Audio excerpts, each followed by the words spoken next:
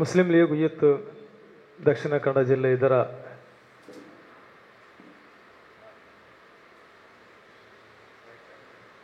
ಸಂಬಂಧಿತ ನಿನ್ನೆ ನಡೆದಂತಹ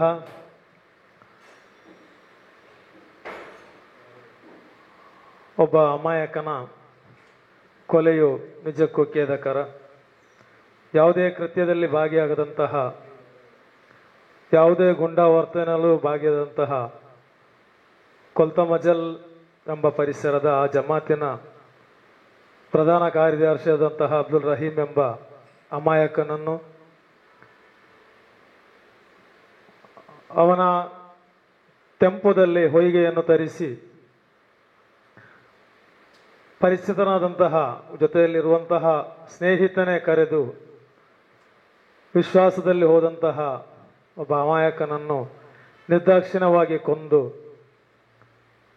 ಅದರಲ್ಲೂ ಮುಖ್ಯವಾಗಿ ಇದುವರೆಗೆ ಕರ್ನಾಟಕ ಸರ್ಕಾರದ ಗೃಹ ಮಂತ್ರಿಯಾಗಿರಲಿ, ಉಸ್ತುವಾರಿ ಸಚಿವರಾಗಿರಲಿ, ಈ ಬಗ್ಗೆ ಯಾವುದೇ ಒಂದು ಮಾಹಿತಿಯನ್ನು ಪಡೆಯದೆ ಕೇವಲ ಅದು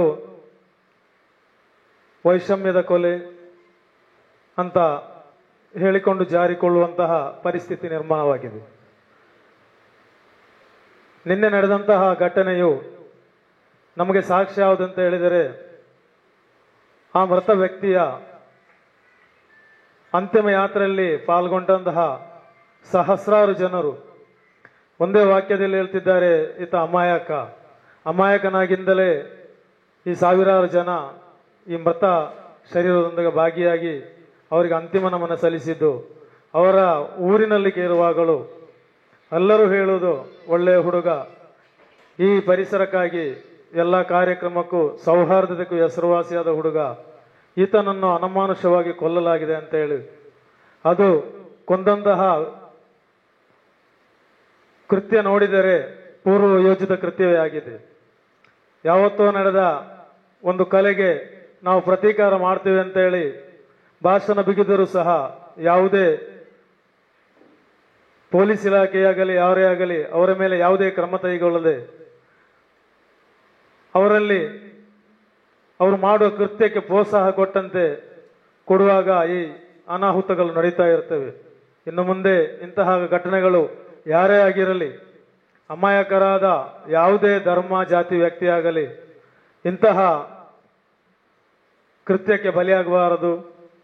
ಇದರಲ್ಲಿ ಯಾರೆಲ್ಲ ಪಾಲ್ಗೊಂಡಿದ್ದಾರೆ, ಯಾರೆಲ್ಲ ಇದರಲ್ಲಿ ಭಾಗಿಯಾಗಿದ್ದಾರೆ, ಯಾರೆಲ್ಲ ಕುಮ್ಮ ಕೊಟ್ಟಿದ್ದಾರೆ, ಯಾವ ರೀತಿಯಲ್ಲಿ ನಡೆಸಲು ಇದಕ್ಕೆ ಪೂರ್ವಯೋಜಿತವಾಗಿ ಸಭೆ ನಡೆಸಿ ಈಗ ಮಾಡಿ ಅಂತೇಳಿ ಅಮಾಯಕರನ್ನು ಕೊಲ್ಲಲು ಪ್ರಯತ್ನಿಸುತ್ತಿದ್ದಾರೋ ಅವರೆಲ್ಲರನ್ನು ಬಂಧಿಸಿ ಸೂಕ್ತ ತನಿಖೆ ನಡೆಸಿ ಅವರಿಗೆ ಶಿಕ್ಷೆ ಯಾವುದಂತ ಹೇಳಿದರೆ ಮರಣದಂಡನೆಯಂತಹ ಶಿಕ್ಷೆ, ಇನ್ನು ಮುಂದೆ ಇಂಥ ಘಟನೆಗಳು ನಡೆಯಬಾರದು.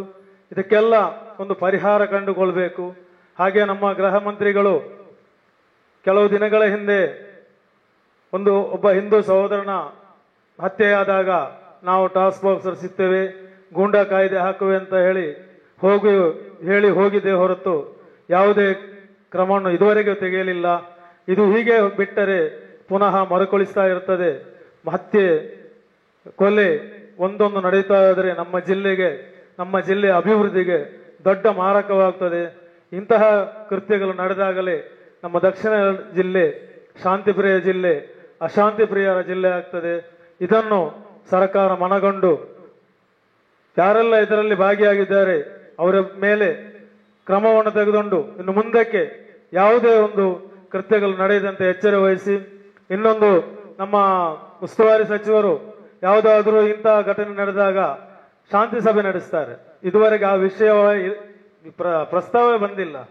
ಇನ್ನು ಮುಂದೆ ಆದರೂ ಒಂದು ಶಾಂತಿ ಸಭೆ ನಡೆಸಿ ಎಲ್ಲ ಧರ್ಮದವರನ್ನು ಕರೆಸಿ ಮುಂದಕ್ಕೆ ಇಂಥ ಅನಾಹುತಗಳು ಆಗದಂತೆ ಎಚ್ಚರ ವಹಿಸಬೇಕಂತ ಈ ಪತ್ರಿಕಾಗೋಷ್ಠಿ ಮೂಲಕ ನಾವು ಒತ್ತಾಯಿಸಿದ್ದೇವೆ.